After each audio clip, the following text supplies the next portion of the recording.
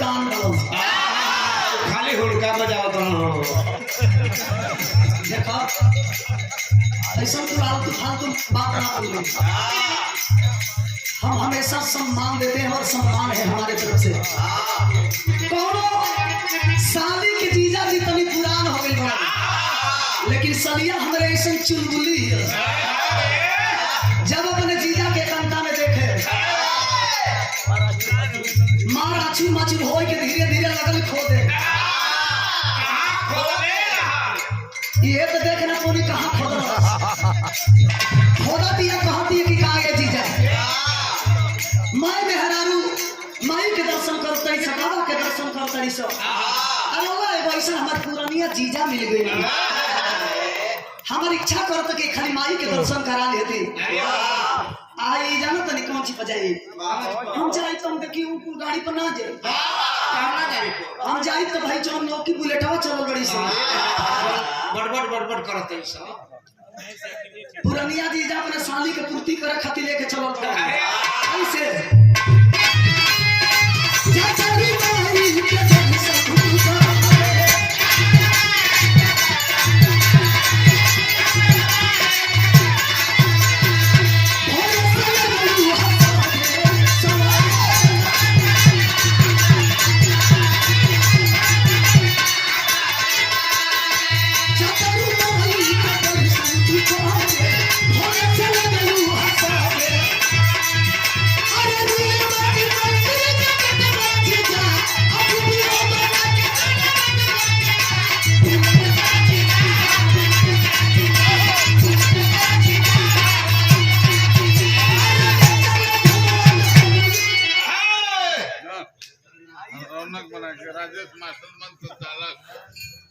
मंच के संचालक महोदय राजेश यादव जी मास्टर साहब रुपया देके स्वागत कैले बनी कहो तनी कैसे नहीं कैसे ना जीजा जी कैसे बुलेट हाकत रहला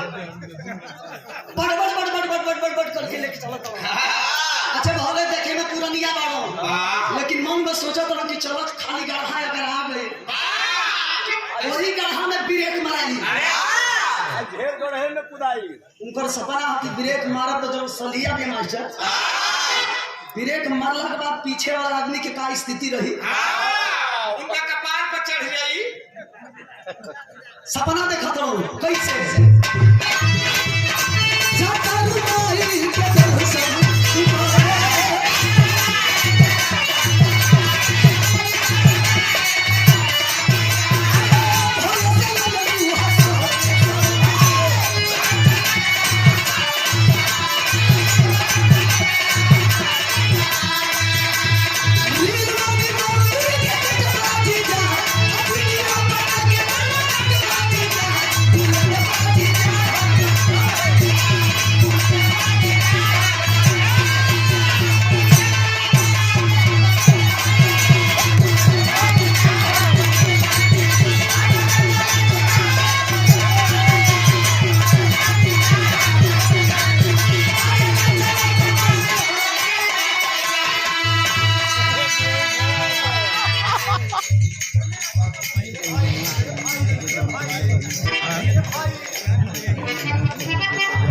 रविंद्र भाई जी यूनियन नेता आपके सौजन्य से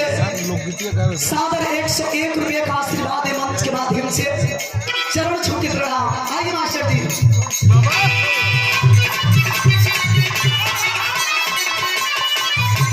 हरियाणा ना तो दूसरा गाँव में पैसा ले रहे हो हमारे मास्टर इतना चलहा काफी हो एगो हरियाणा ना तो दूसरा का अपन संकेत करे लगे हो के वही में आराम मिलेला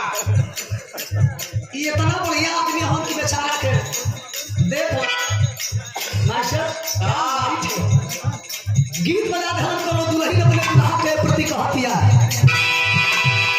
ए हो बलुआ के माल करी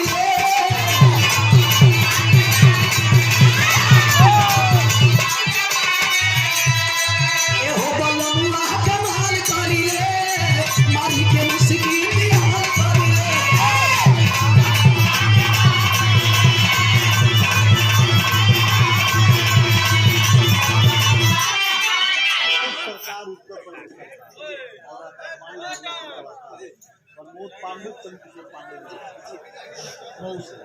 भारत सरकार और उत्तर प्रदेश सरकार और आकाशवाणी दूरदर्शन के आप कलाकार बने बगल वाले मंच पर बैठे हैं हमारे गुरु जी के शिष्य आप प्रमोद पांडे जी पिता के सम्मान आप भी हैं और सादर माला और 101 रुपया दे के स्वागत के लिए बनी पूरा बिरहा जगत में आपका कोई मुकाबला नहीं है हमारे गुरु जी का और हमेशा ही समाजवादी पार्टी में दिन रात लग करके उस ऊंचाई को हासिल किए हैं बहुत लोग सपना देखो थोड़ो लेकिन वो सपना कभी पूरा नहीं होगा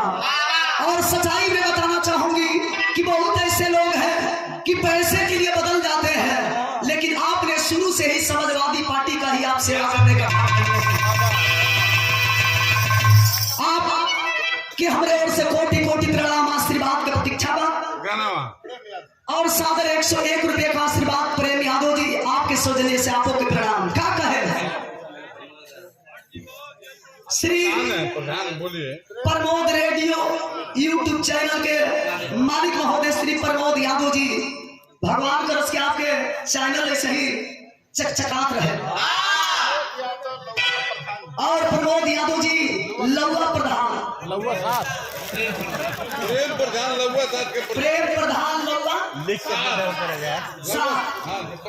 पूर्व प्रधान महोदय सादर ये हमारे कवि जी के बोले में तनी दिक्कत हो सादर 101 रुपया दे के स्वागत के लिए प्रधान जी की प्रणाम और इस प्रोग्राम के सेकेंड आयोजक महोदय सुंदर माला और सादर 101 रुपया देके स्वागत के लिए बनी आदरणीय श्री पंचदेव यादव जी ये मंच के माध्यम से आपके भी स्वागत बा हार्दिक अभिनंदन वंदन स्वागत है आपका क्या कहे